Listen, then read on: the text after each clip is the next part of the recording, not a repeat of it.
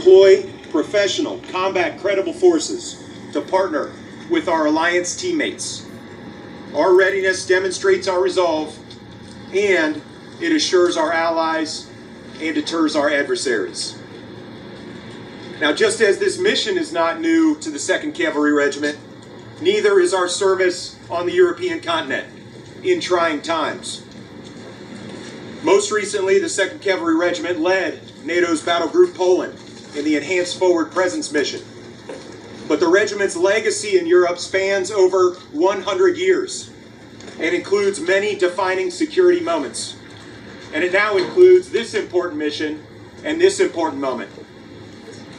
Now, at this point, I'd like to talk a little bit about the specific unit that we're deploying to Romania. Our regiment's 2nd Squadron provides the vast majority of the forces who will establish Task Force Cougar, a combined arms team.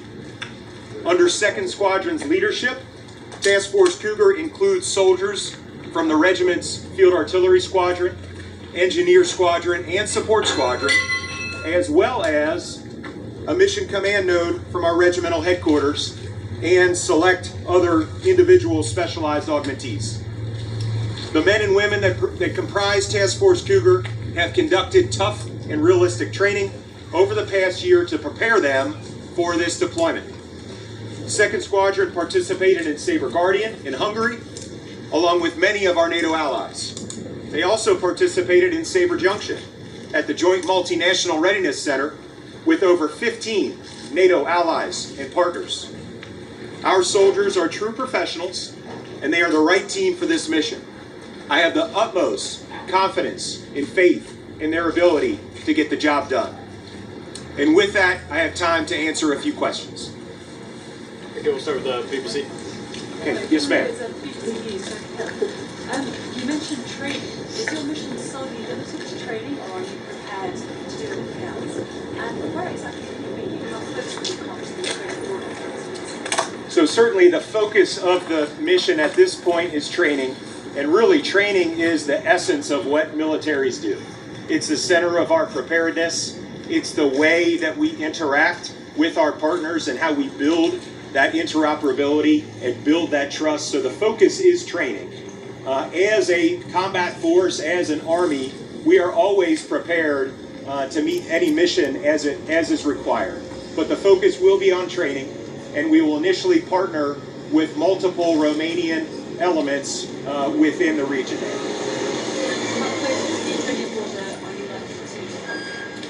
So based on our initial positioning, we'll just be with the Romanian forces, training, working together, building that trust and credibility. Thank you. Okay, down here. Yeah, Radio France. Except the very cold weather of today, don't you think that there is something in the air that we used to call Cold War? Yes, I mean, sure there is in our history. The focus of this particular mission, of course, is to reinforce the NATO alliance, to build that trust and confidence, to reassure our allies, and to strengthen the eastern flank of the NATO alliance. Alexander Pasch from the local German newspaper, Der Neue Tag. Could you talk a little bit about how many vehicles and pieces of equipment you are bringing to Romania? Well, we are a Stryker Brigade combat team, which means that we are enabled by the Stryker vehicle. It comes in a variety of shapes and sizes and enables our warfighting capacities and our readiness in a way that is unique to those vehicle platforms. So there is an array of Stryker vehicles that goes with the infantry squadron. As a combined arms team, each of the subordinate unit elements is equipped with a variety of equipment to include the Stryker fighting vehicle. Start with Stryker. Can you say where you'll be operating in Romania? Out of a single base, multiple bases? How do you see the forces spread out? Sure. So we will ingress to a starting location, but we are already developing locations throughout the country where we will partner with various Romanian forces. And that is to enable that training, that tough and realistic training, which is the bedrock of our readiness and of our interoperability. For us to be shoulder to shoulder with those forces, training together, that is the readiness that serves as deterrence, and that is really the cornerstone of our trust. We got time for 2 more questions. Go ahead. I'm Henrik from Reuters. Can you tell us about the time schedule? How long are you plan to stay there? Is there any plan already, or is it like open-end? As stated in my comments, we are going to be there at the invitation of the Romanian government. We will be there as long as we're welcome and the mission requires. And so it is open-ended because it is an open-ended mission at this point in time. But for as long as the mission requires, and we are welcome. We have time for 1 more question. Go ahead. Your soldiers must be aware of the message that this is sending around the world, and of course, very particularly to Russia. Do they feel the pressure of that messaging? So I would tell you, just even speaking from my own perspective as a soldier in this formation, what I feel is an immense pride. I'm proud to be a member of this formation. I'm proud to do what I've trained to do. I'm proud to step forward and be a part of the security that is meant to stabilize the environment. And so I'm proud to be a reliable member of the team, and I know that my soldiers feel the same way. Okay, ladies and gentlemen, that's all the time we have. Colonel Ewers has a meeting following this. Thank you very much. Again, we are going to walk the line and then have a... Okay, I just wanted to say thank you again to everybody for coming out today. I know that this isn't the most exquisite location maybe to visit. Традиции морского кадетского образования.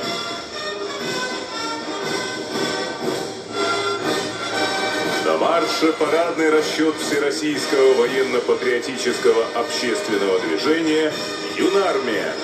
Возглавляет строй лучших представителей движения Дарья Борисова.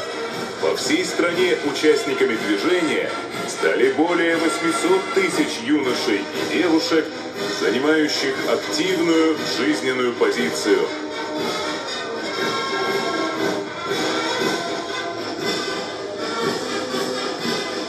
На Красной площади полк сухопутных войск Вооруженных сил России открывают прохождение слушатели Общевойсковой академии Вооруженных сил Российской Федерации.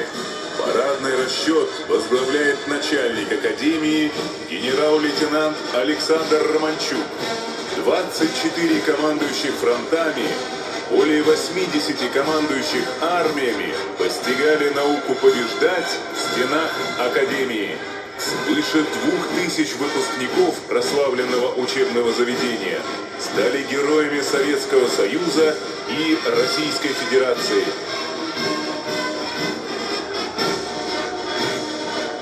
Мимо трибун проходит парадный расчет военного университета Министерства обороны Российской Федерации. Возглавляет парадный расчет генерал-майор Владимир Луговой. Военный университет – ведущая военно-гуманитарная школа России. Из его стен выходят высококвалифицированные специалисты военно-политической работы, военные психологи, юристы и переводчики. Более 300 выпускников учебного заведения стали героями Советского Союза и России. Торжественным маршем по Красной площади проходит военная академия материально-технического обеспечения имени генерала армии Хрулева. Во главе парадного строя генерал-майор Владимир Коновалов.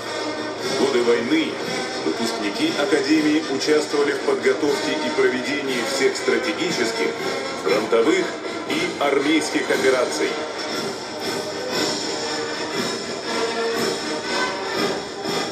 На Красной площади курсанты военной академии войсковой противовоздушной обороны имени маршала Василевского. Возглавляет парадный расчет начальник академии генерал-лейтенант Глеб Еремин.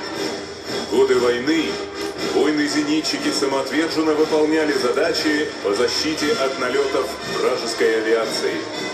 Сегодня академия ведет подготовку командных кадров для службы на самых современных зенитных ракетных комплексах и системах.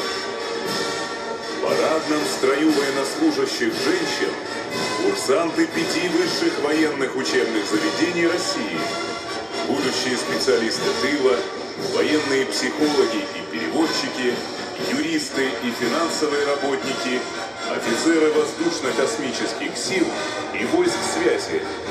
Командуют парадными расчетами майор Мария Васильева и капитан Светлана Зыкова.